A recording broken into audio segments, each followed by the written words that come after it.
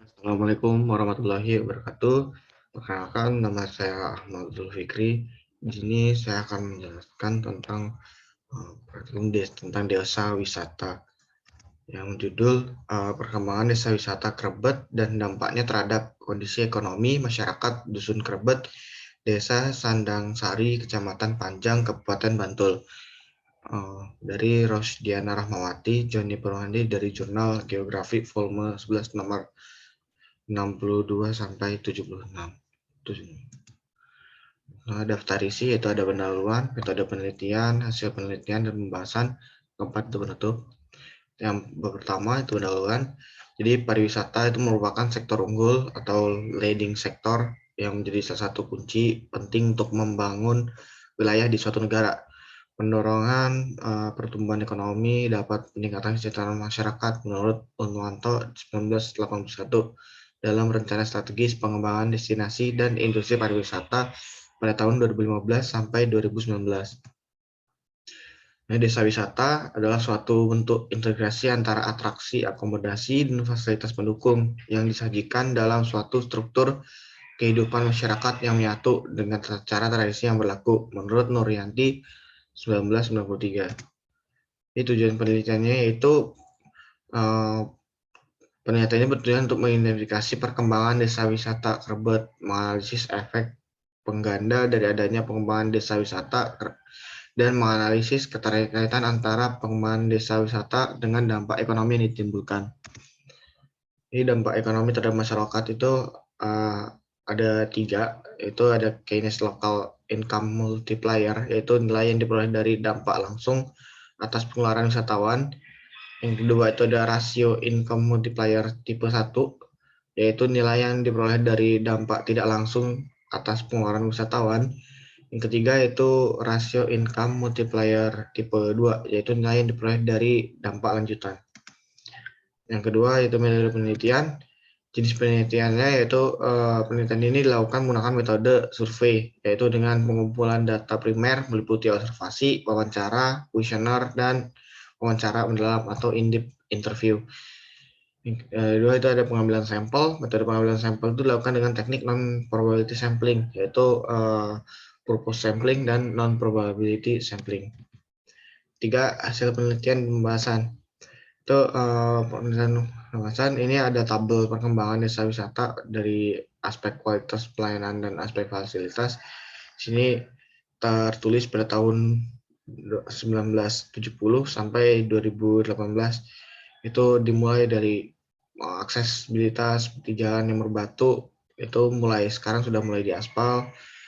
Adanya paket wisata sekarang sudah ada, potensi alamnya dari awal itu masih sama.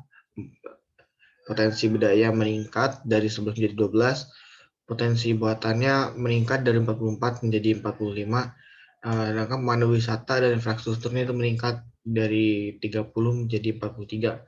Untuk keberadaan indikator aspek desa, tempat parkir sama masih 1, untuk toilet sama masih ada 2, tempat ibadah bertambah 1 dari 2 menjadi 3, warung makan dari 1 menjadi 7.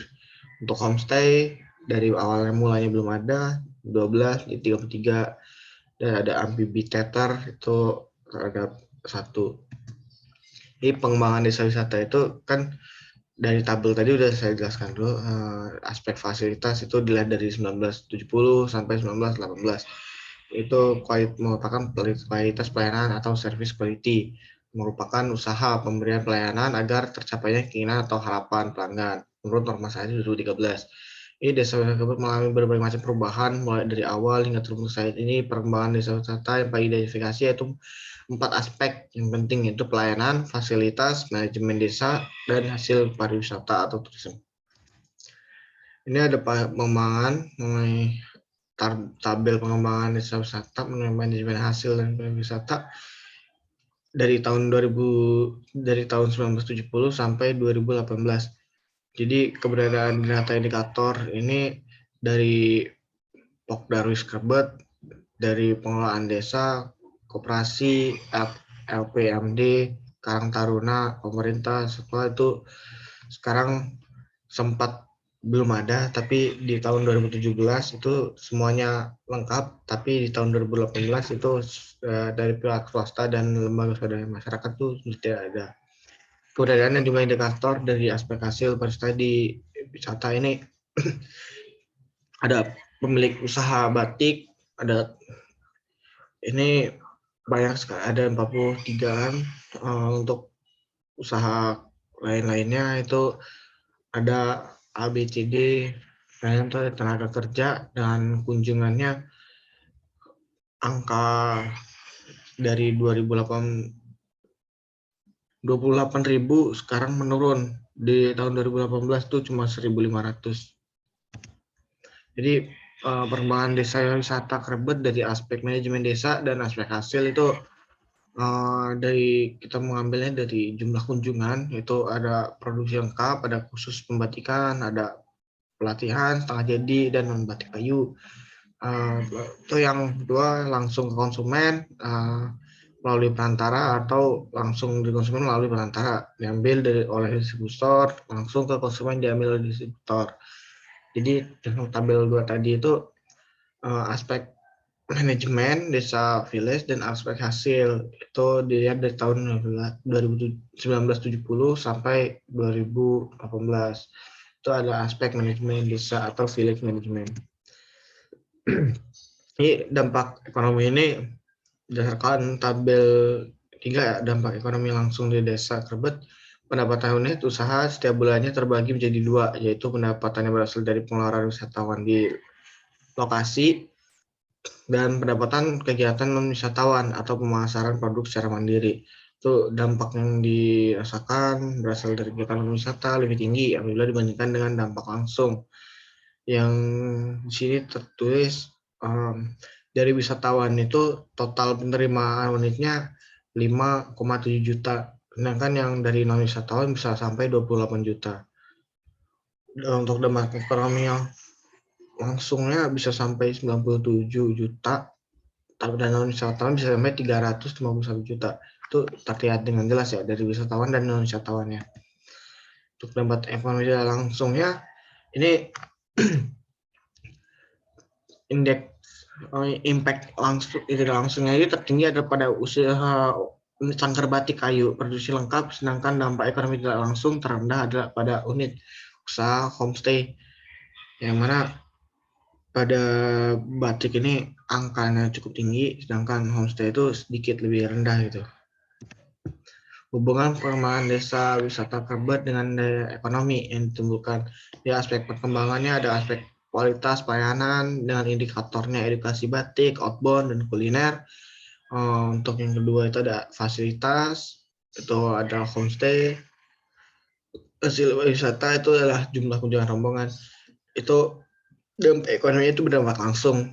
Jadi hubungannya itu dampak langsung dipengaruhi 3 aspek tadi dengan indikator yang ada di dalamnya.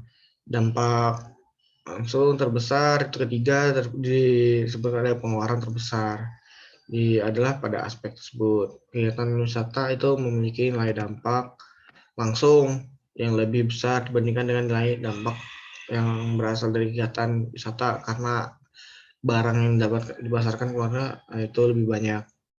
Itu ada aspek hasil, pariwisata turisme, ada pemilikan usaha, desa, kerabat, jumlah kunjungan, rombongan, itu dampaknya tidak langsung. Jadi dampaknya tidak langsung itu berdasarkan lurus dengan dampak langsung. Aspek hasil pariwisata atau tourism outcome, jadi dengan indikator tenaga kerja pada unit usaha di desa wisata Krebet, itu ada yang kedua jumlah rombongan. Dampaknya itu ada dampak lanjutan. Jadi nilai lanjutan ini dipengaruhi oleh besarnya pengeluaran yang dilakukan oleh tenaga kerja di desa wisata Krebet. Dampak lanjutan berbanding lurus dengan dampak langsung dan dampak tidak langsung. Terakhir penutup yaitu kesimpulan perkembangan desa wisata Krebet yang dilihat dari 4 aspek perkembangan desa wisata, yaitu aspek kualitas pelayanan atau service quality, facilities, manajemen desa atau village management, dan hasil pariwisata ada tourism outcome.